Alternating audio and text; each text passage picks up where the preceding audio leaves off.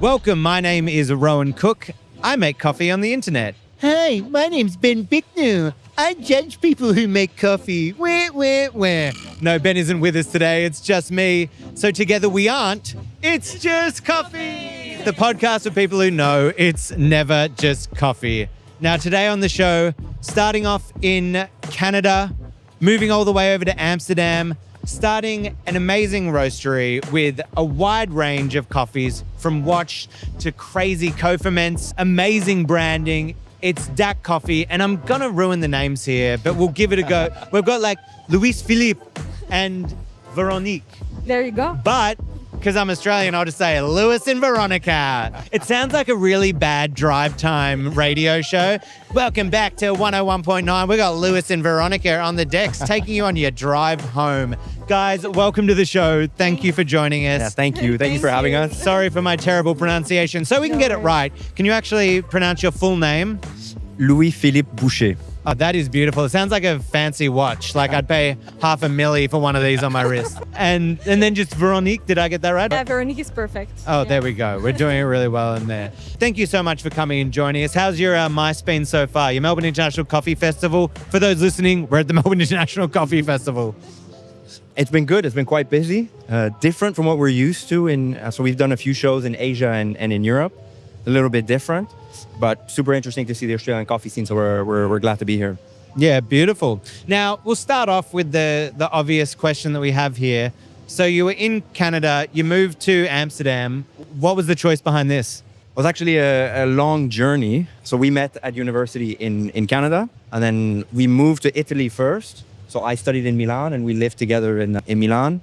And then we worked in London also together for about 2 years. And we were in London during the Brexit vote. So we kind of decided to move somewhere else in Europe, and we landed on Amsterdam. And then we were both working actually for a few years before we decided to start our own business. Great. So was it the vision to eventually have that, or did the idea for the coffee shop come while you were there in the roastery? It wasn't planned at all. We like coffee, but we were not into specialty coffee, the two of us. Oh, really? No.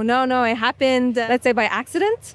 So it took, a good 2-3 years after moving to Amsterdam that we started doing this a little bit for fun. Yeah. And then all this wasn't planned at all. So What got you into the specialty coffee side? Like what made you go? Because you guys have this isn't just like a regular specialty roaster. You guys have some amazing coffees, a wide range, different experimental processing. Like what kind of got you from not being into specialty coffee to having this giant famous roastery? I think the part of it is not having coffee backgrounds at all. We were analyzing the business or trying to assess the business coming from other industries.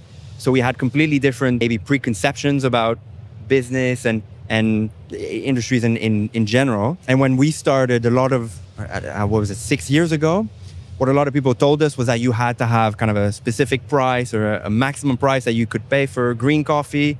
And that's what everyone was paying. You couldn't go any higher.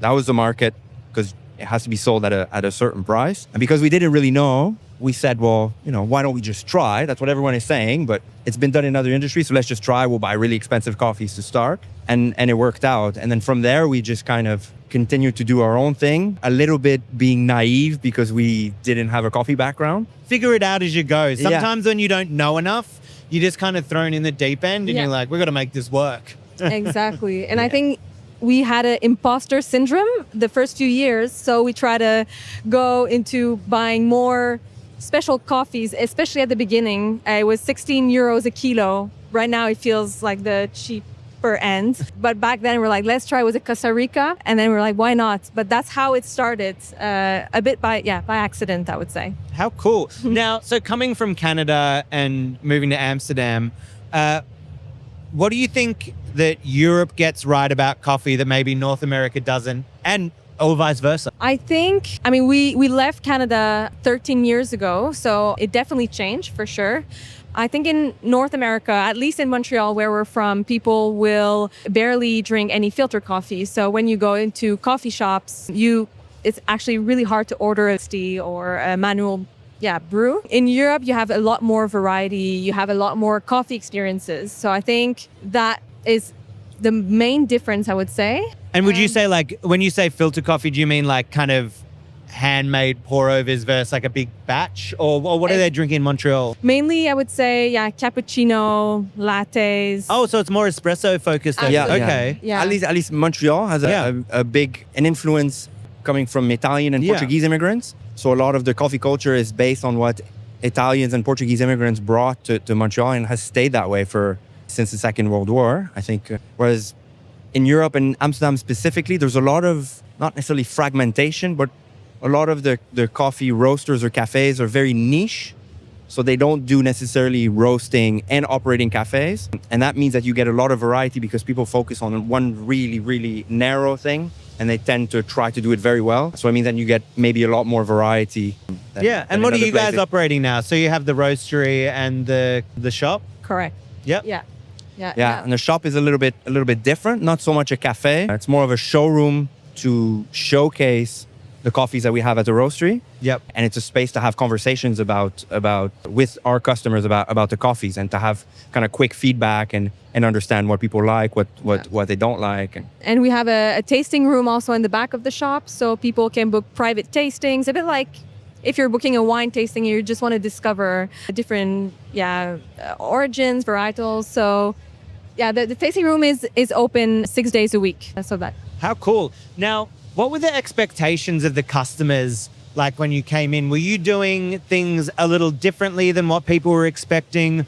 Or do you think that you were kind of learning from the culture that was there and evolving? Definitely learning from the culture that was there. So we opened the shop a bit, more than a year ago, but it's still fairly new. And a lot of people were telling us to have pastries and matcha as part of our menu, but we really wanted to focus on coffee only. And then we just started focusing on retail, extensive coffee menu, and then people really got into it. And then people come to the shop and they're asking questions. So what's new? So we've adapted for sure with our customers. Yeah. Obviously, you're going to come up against some barriers when you're coming from another country. You're placing yourself in Amsterdam, deciding to set up shop there. What were some of the challenges that you faced trying to start a business and a roastery in a new country? I think the first one was definitely no network. So it was just the two of us. We didn't know anybody in coffee or in Amsterdam. So I think when you're starting a business with no network, where do you start?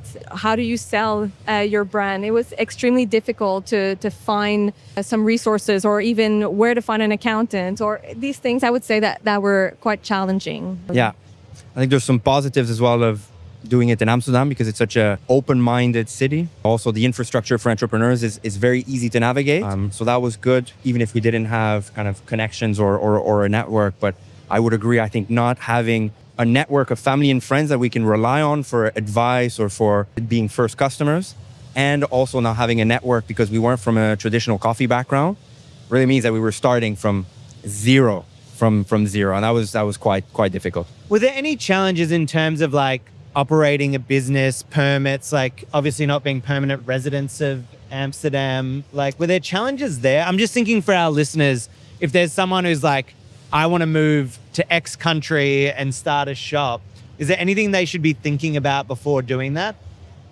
Yeah, definitely. I would say permits, legislations, how things work. We learn as we're doing things as we were growing. At the beginning, we started roasting in a collective.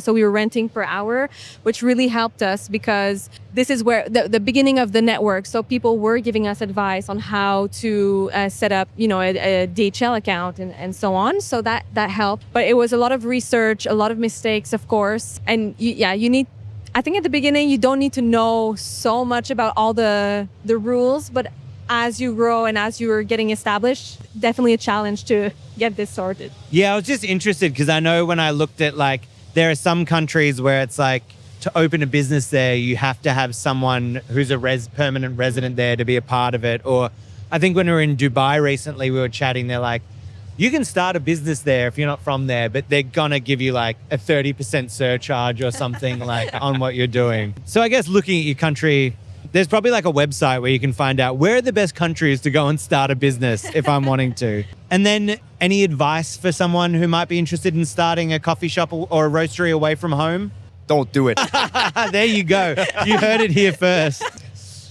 No, but in all fairness, I think taking it one step at a time is probably be the right approach. We've had conversations with people who were thinking of doing it, and they tend to perhaps overthink how big their first machine should be, what kind of space they will need to fulfill all of their operations and kind of grow into the space. And I would just say just start. You use a small machine and then figure out how to grow your operations as you grow, not necessarily having a space to grow into, because then you can always adjust and you can always make improvements as you're growing. But if you handcuff yourself with big operations and heavy costs, and then it takes away some of your freedom as well, right? You're like, oh my God, I need to sell this much coffee to account for this space that I've got. It's so much better when you're like humble beginnings, slowly build, get the orders in, and it gives you more freedom to make it the business that you want it to be. Exactly. And especially in Amsterdam, like rent is really expensive.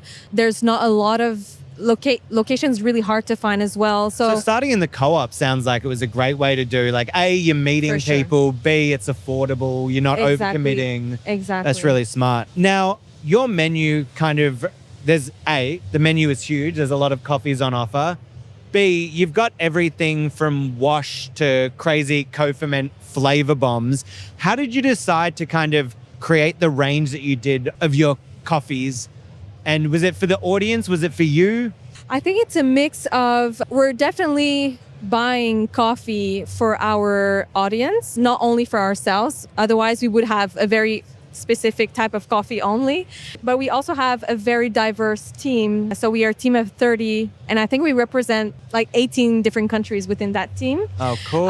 So it's really interesting when we have to buy coffees and get the feedback. So we love wash coffees, but as we were in this business, I would say 3 years ago, and all the experimental coffees really came to light and producers trying, we discovered that also people were curious about all these new experiments and techniques and fermentations. And we decided to slowly introduce them into our lineup. And then we're trying to always have a diverse range, because especially with seasonal calendars of coffee, we have to adjust ourselves. So when it's Ethiopian season, then we don't have so many experimental coffees. So we always have to carefully plan. And now it's part of who we are, and what we like to do is to have that range of coffees. So you kind of mentioned that maybe if it were up to you, it would have, been washed coffees. Have you evolved as you've kind of evolved with your team as well in the preference? No, I think we also have different preferences. Yeah. Oh yeah, what are they? So I like clean coffees with character. So my favorite producer will be Johan Vergara, which does some kind of experimental coffees, but on the cleaner side. Yeah. So I would do not only his coffees, but I would do a lot of his coffees. I think what we try to do is to break up the list of possible profiles into different categories, and then to apply a very rigorous approach in selecting the best within each category, so that whatever people like in terms of their taste preference, and they can find something that's been rigorously selected and kind of QC'd also according to our process. That's what we try to do. It is really difficult because it means we get to kind of sample and taste across a whole range of coffees, but it's quite nice, and there is a lot of demand for all the coffees. Now, I have to commend you guys on your branding and approach. Very Scandi, very sleek, looks great. But not only just like the design of it, I found it very interesting kind of looking into the names of your blends or the names of your coffees. I think we live in a world where a lot of specialty roasters, it's like Ethiopian, Guji, altitude, blah, blah, blah. And we need to represent the farms in doing that. Yeah. But you've just got kind of on yours like bold names straight away, like Strawberry Kiss, Neon Milk. Can you run us through the kind of idea behind this branding strategy? Absolutely. So we started a little bit, again, by accident. It was in the really early beginnings of DAK, where it was a really alcoholic type of flavored coffee, but it tasted like watermelon. And then we called it watermelon sugar as a trial. And then people started sharing on Instagram with the watermelon sugar song. Yeah. Shout out Harry Styles. Exactly. I wish my partner didn't love him so much. I find it slightly concerning, but Yeah, you know, I especially get when it. you see him interact with fans on the street, Yeah. you're like, no, he will steal my partner. And then we were a bit afraid at the beginning because the industry standard was calling a coffee a washing station and so on. So we were a little bit scared to do it. We did it once and then we just started going back to more traditional naming. But then we thought it's not fun. We need to add something, and then we started more and more doing it, and now it's part of who we are and our identity. And people expect, names all the time. So Yeah, you got to have a look at their website. Go check out all the names. They're fantastic. It's like a waiting list of like, when does the next name get dropped? Yeah. And I will say, like, it was really great and kind of inspiring for me to see. I'm just doing a refresh of our coffee menu for Golden Brown, and our coffee company is kind of like focused on the home. It's specialty, but it's trying to bring people into the market and educate them. And so our branding approach before we even saw this was trying to look at a similar thing. I was like, I also think for a younger audience, we're excluding them too much in the specialty industry. I feel like when they see all these deep like regions, washing stations, it can be a bit overwhelming. As you said, it's nerve-wracking because I still want to hero the farm and the producers and everyone. But I want them to be excited to read a name and be like, oh, I want to try that. Exactly. I can almost taste it just from reading the name. So it was super cool to see that as well. I'll have to challenge you. We'll do a name off. Once I get the new range going, we can see who But can, it's hard because we're, sometimes I'm running out of ideas, and I keep a list on my phone and I try to get inspired every day, like with combinations, but it's getting harder as we go because we're using it more and more. So Oh, yeah. Harry, I mean, he just dropped a new album. Sorry, our producer's just yelling out about we need more Harry Styles songs for the names, but his new album is no good, so I wouldn't pull it off that. No one's going to care. Now sometimes it kind of, not that it backfires a bit, but also the creativity of the name will also play into how popular the coffee will be. Sometimes. So if a coffee is really good, but the name isn't as good as no. another, then we realize that, this coffee should be selling more. Rename it. Because the Yeah. name doesn't resonate as much. Yeah. So we also have to be quite careful. So producer Liam is trying to ask, what is the first thing that comes to mind when naming them? Like, is it just that flavor experience? What's the process? definitely sometimes experience. I think our most popular coffees also have the best names. So I think there's definitely a combination of both. So Strawberry Kiss is popular, but if we're thinking about Milky Cake is our most iconic coffee. And also I think people are really attached to the name because it's a bit abstract, but it sounds very sweet and milky. Yeah. I mean, I saw on Reddit, someone was going like, give me this stuff in Australia. I need to try this DAK coffee. We've been talking about the different experimental coffees. And the great thing that I saw with you guys, it's not just like washed, natural, co-ferment. It's kind of tapping into lots of different sides of experimental. We've got like a co-ferment going on there. But then I'm assuming, run us through what this one is. I'm assuming we're talking about like yeast inoculation kind of thing here. We've got one that's hibiscus cultured wash. Can you run us through that one?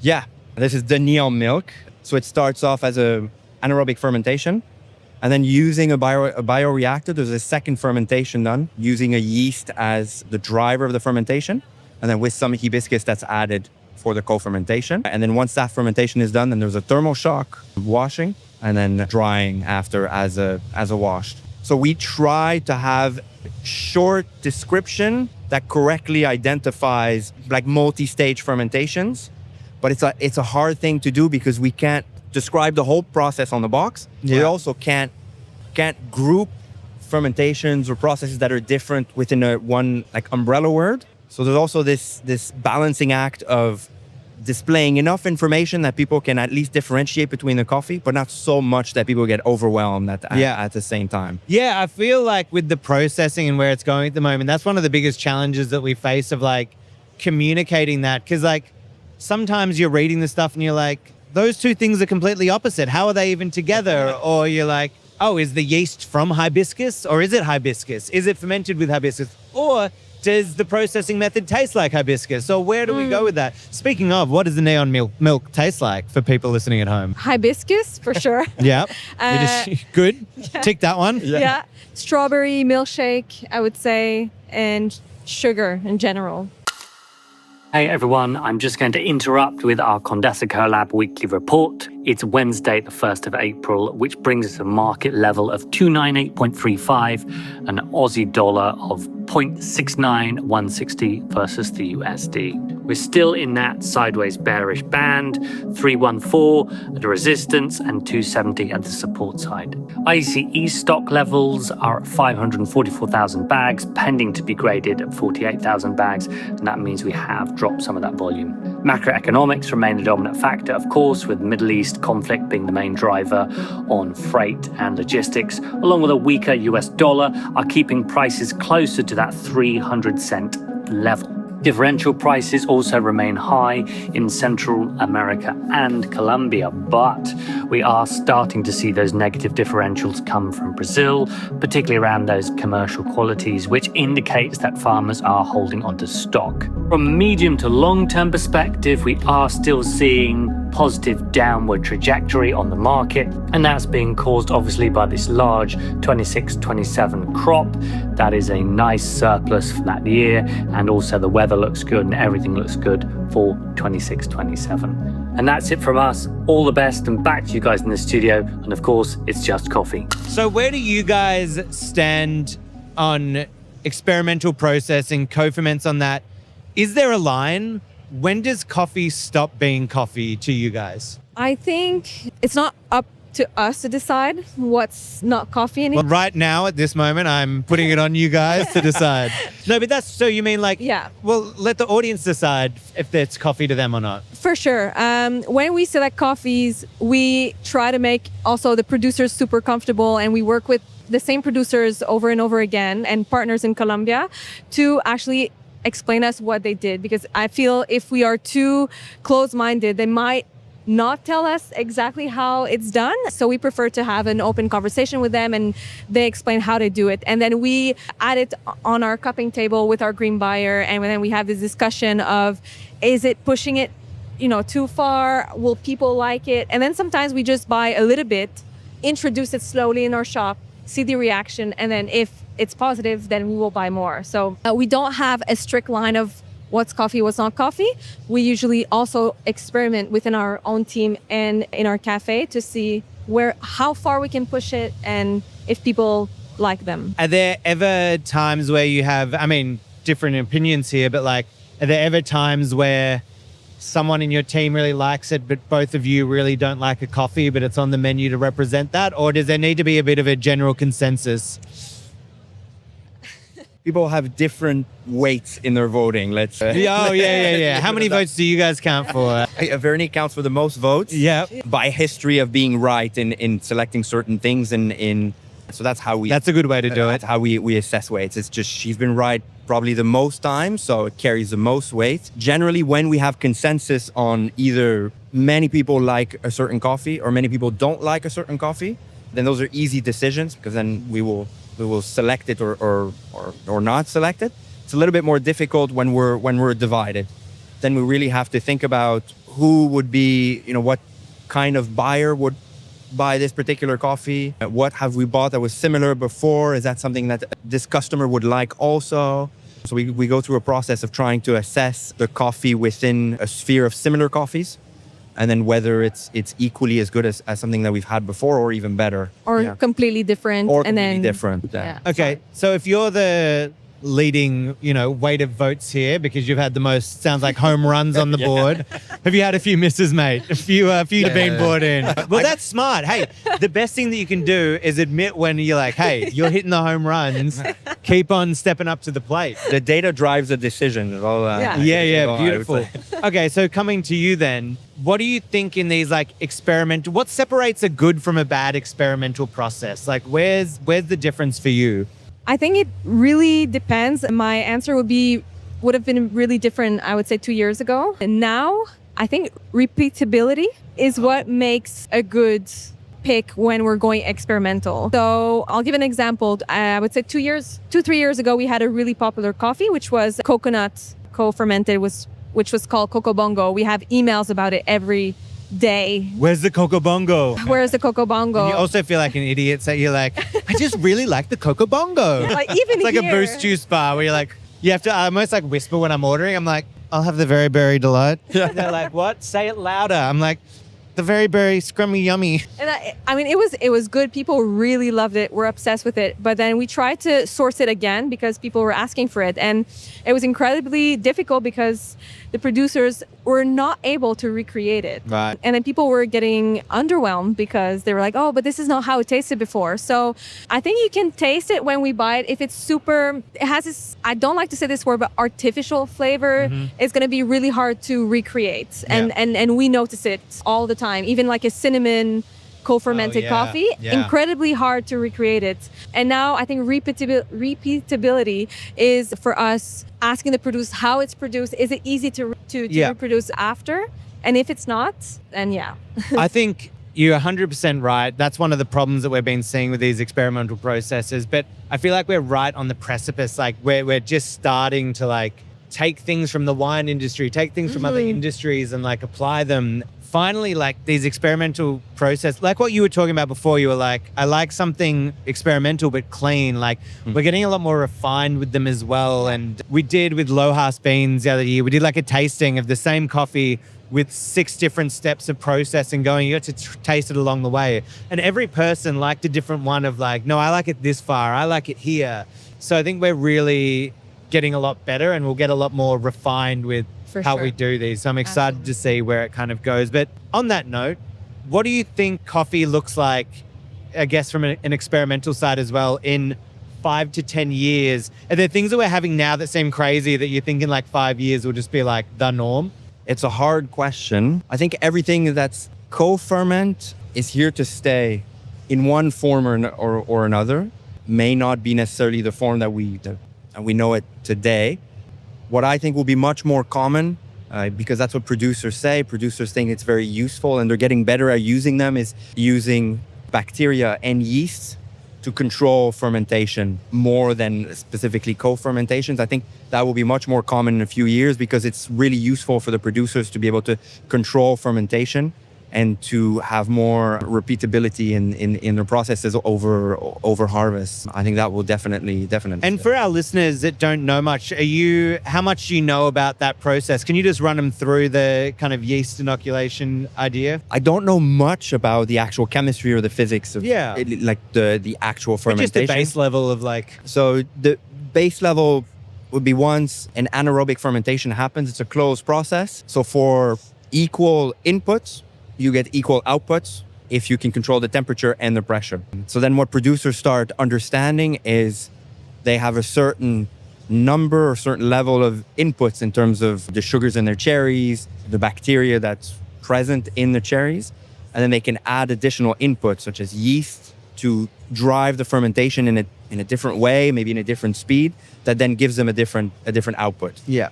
But all of that requires fermentation in a controlled environment to make sure that it doesn't go in different directions. So I say that's my that was a great way to kind of do it. And I think the assumption that we're getting out of that and why you think it might be the way that we move in the future is it feels like there's a lot more control around it. And it's those things you're talking about, repeatability and bringing back things that this kind of control is going to be more helpful in that process moving forward. I also obviously we have a lot of listeners here that are roasters, entrepreneurs, baristas. Just from your coffee selection and how you've kind of set up the business, what advice would you have for anyone setting up a coffee menu and the kind of way that you've done it? I think first would be to understand who your audience is. At the beginning, it's very hard when you start because you don't really know, but then how are you positioning yourself in the market? I think is the most important because this is how you're going to build your menu. If you just want to do like the best flat white in town, then it's easier to select your coffees for that. But then if it's to share experiments with your audience, which is our case, then we know how to position ourselves when we buy coffees. So to really understand who do you want in your shop or to buy your coffee, basically. And then it gets easier to... Yeah, and then I think on the same point, I would say that once you understand your target audience, is put yourself in their shoes when they're buying coffee and try to understand the type of experience that you want them to have, not only when they're actually drinking the coffee, but everything from pre-purchase and discovery and reading the information all the way until recalling their experience and trying to remember different products that they purchased, comparing them, all of that cycle, because that will be helpful. Great. How is there a specific way that you do that you put yourself in your customers' shoes for your roastery? We gather a lot of feedback. And now in our showroom, we have direct feedback or direct conversation with our customers. So that is really helpful in accelerating the feedback that we receive. But it's really just gathering feedback and trying to understand the customer. And we try to put ourselves in their shoes, also a lot in our operations. So shipping quickly, good customer service. It's not only about the product, but it's understanding where are the frustrations in the entire customer journey and trying to make sure that we do the best we can within our constraints, of course, but we're also applying a lot on our operation behind the scenes. Yeah, that's great. I think that's really cool. I mean, even just experiencing it, like putting yourself in their shoes by being a customer at your own place. Like, I can tell when I'm at a restaurant, when they're like thinking it through. The other day at a restaurant, we had like little pickled mussels that came with like a little chip thing that you'd put them on. And there was a chip for every pickled mussel that was in there. Whereas like there's other places you'll go in, you'll get a product and it's a sauce and the thing. And you're like, there's enough sauce here for 1/5 of what's on the plate. They haven't thought about how the person's eating this. They haven't actually thought about what the customers are experiencing. So I love that idea of like going in and ordering your own coffee, trying it for yourself, seeing what it like shows up to at your house or at your door, or having that experience. Yeah, and I think one thing that really stood out to me that you were talking about before was your team of 30, did you say? Yeah. The diversity there, 18 countries. We were talking about on a podcast the other day, a lot of people when they're hiring, try to hire someone that fits their mold and looks the same as them, talks the same as them, is the same as them. And you're just like, how boring. Yeah. You're just going to keep making the same stuff. When you bring in people, as long as they're passionate with maybe a slightly different idea, maybe a slightly different background, maybe they're not the same as you, that just opens you up. And if you're talking about your wide range of coffee selections that you have, and you're saying there's a diversity of people that are putting that together, guess what?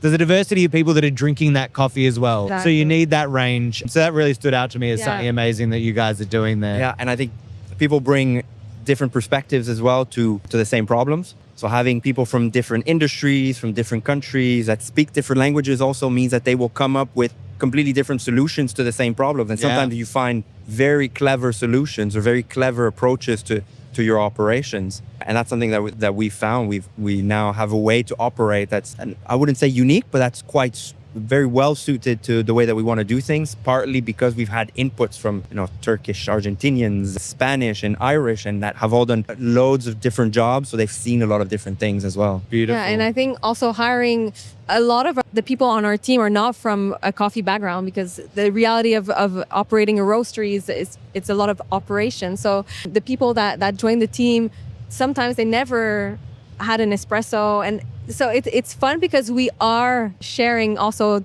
these things behind closed door with our team. So it's really fun and fulfilling. I think that's great. We have a bunch of staff that kind of come in that don't know much. And like one of them, Liam's partner, is she's sitting behind, she's hiding behind Liam. She's here. I always laugh because I call her like the super taster, because her like nose and taste is like just so attuned and like stuck on everything. Like to walk in a room, it's like, this room smells like this. So like this. And even with like, certain coffees, her not having a coffee background, she'd be like, this coffee kind of tastes like soy sauce. And I'm like, it does kind of taste like soy sauce. Isn't it gross? Like whatever it is. But having no background, she's just straight to the point about what the experience is. And it's actually more helpful than people that are trying to have a facade of like, I'm a coffee person. And I'm like, and then deep there's a on lot the of knowledge. biases, or like, oh, I hate it. The neon milk. People on our team, something bothers them with one of them. It's like, I can't smell it. But then if it was only up to him, we would have never bought it. Yeah. So it's good to have a bunch of different people that share their opinion. So. Yeah, beautiful. Well, that kind of brings us to the end. But before we close up, I did want to say, I don't know if you've been prepped on this, but at the end, we just like to do a little industry shout out. Just a moment for you to say someone in the industry that you've looked up to, or maybe doesn't get enough praise or enough limelight. Do you have anyone that you'd like to give a little shout out to? I'll be, let's say, a little bit boring. I'll give a shout out to Scott Rao because I originally learned how to roast or learned how to roast better with him. And early on in our roastery journey, that was quite key. So I'll give a shout out to him because he gave us a little bit of a boost in our early years. Look, I think Scott gets enough shout outs, all right, mate? Fair enough. I think you got enough attention on you there, mate. No, he's an absolute legend of the game. He's set such a precedent for so many people. He's made such an impact on specialty coffee. It's amazing. Beautiful. Thank you so much for joining us. Now, for people listening, obviously we've just talked about all these amazing coffees. Where can they find you? How can they access your coffees? Where in the world can they access your coffees? I mean, in Australia, we're present in Sydney, so we have multiple partners. So I know Algorithm, they have our coffees. Otherwise, we ship worldwide. Our shipping is very fast as well. Not cheap, but fast. Yeah, you can't have them all. If you want fast, it can't be cheap, you know. And then hopefully we'll be more present in Australia in the upcoming years. Yeah, absolutely. Well, I tell you what, I'm going to be grabbing some bags. I'll either be coming over to your stand and swiping a card, paying always, or I'll be ordering them and waiting for the next month and see how we go with that one. And on socials, where can people find you? Website? Yeah, well, I mean, we're very present on Instagram, so DAK Coffee Roasters, and the website dakcoffeeroasters.com. We'll have a new website soon, so good time to visit. Fantastic. Make sure to go and check them out there.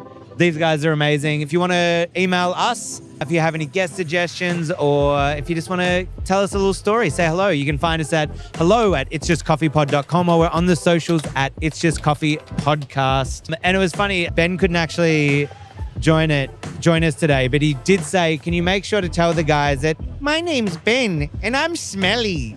I'm really smelly. Ben, what a weird message that you had for these guys. I'm sure they appreciate it. We'll see you next time. See you guys. Thank you. Thank you.